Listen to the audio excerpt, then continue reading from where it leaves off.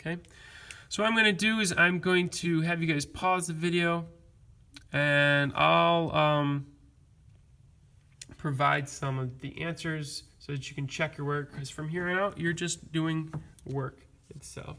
So the answer for number 1 would be 1 plus 3 over x plus 1. Number 2 should be 2, and you might have to, I'm going to give you a little hint, think GCF. So 2 minus 1 over x minus 3.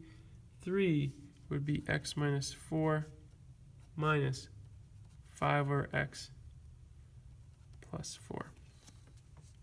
Okay, continuing on, it says find the answer by reverse tabular method.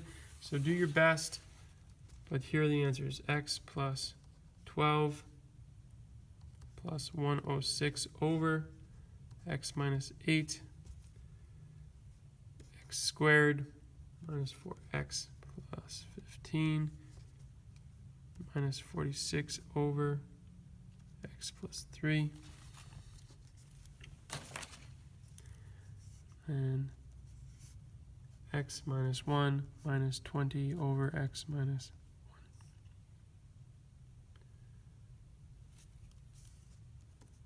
X minus 7 plus 17 over x plus 6. This one's x cubed minus 2x squared minus 4x plus 8 minus 4 over x plus 2. Last one, 2x squared plus 5x plus 15 plus 67 over 2x minus 5. Okay.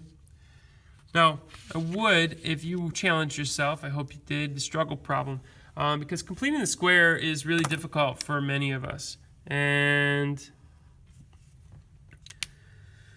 completing the square is this technique, and it's going to include finding this 0, just like in the previous problem. So they are connected.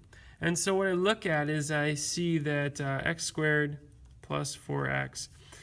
I want a perfect square somehow with this 4x. And so there is a method where we divide the 4 by 2. So 4x divided by 2, and then we square it. We don't really need the x. And so 4 divided by 2 is 2. 2 squared is 4. So if I add the 4, I have to remember to take away the 4 and then keep the 9. So this is the part that's really important. I am not just adding a 4. I'm taking the 4 away to keep that 0. And what that does is it allows me to get a perfect square. And then, boom. And so when I come over here to divide them, I can rewrite this expression, keeping its equivalent form,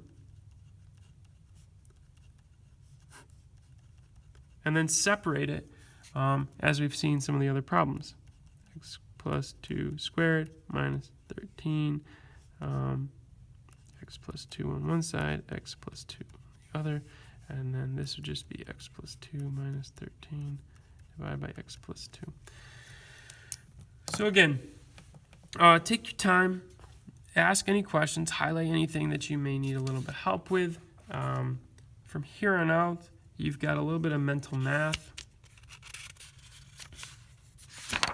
Okay, I'll provide an answer key for the sub, and then really I want you guys to get here in the preview. So it says preview, and this is quite impressive. Consider the polynomial function f of x, where f of x equals 3x squared plus 8x minus 4, and it asks us to look at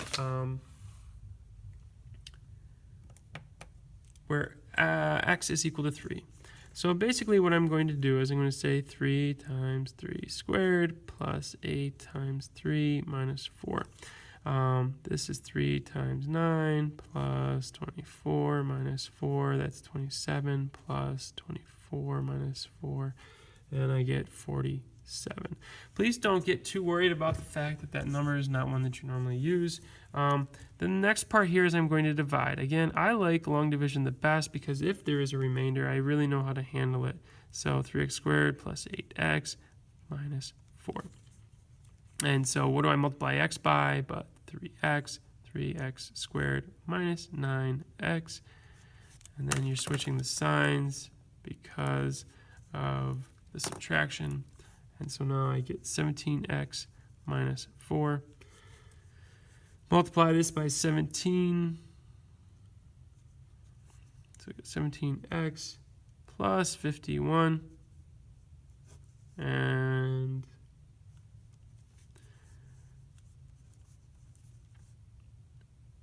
$47 is my remainder. Interesting. So I got 47 here, I got 47 there.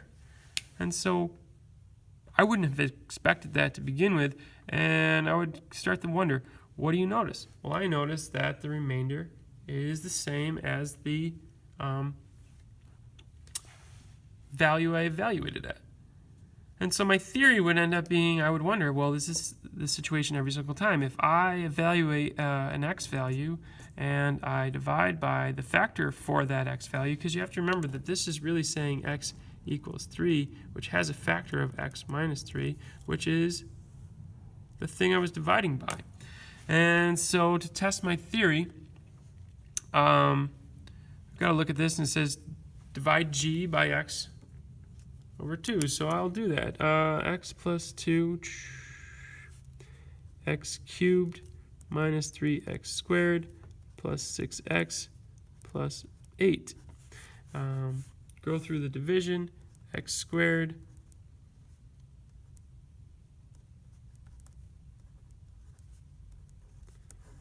I get negative 5x squared.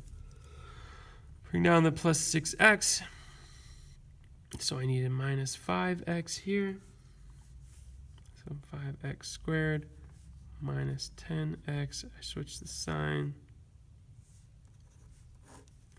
Now I have 16x plus 8.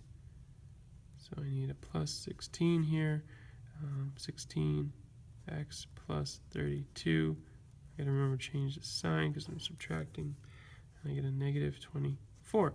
So ultimately, when I get done evaluating this, since my remainder was 24, hopefully this question mark is also 24. Looking at the evaluation, negative 2 cubed minus 3 times negative 2 squared plus 6 times negative 2 plus 8. This gives me a negative 8. That's minus 3 times 4, which give me negative 12, minus 6 times 2 is negative 12 also, plus 8. Well, here the negative 8 and the positive 8 make it 0, and then negative 12 minus 12 is negative 24. Amazing. And so what I'm going to walk away with is a preview, and I would wonder, does the remainder equal the evaluated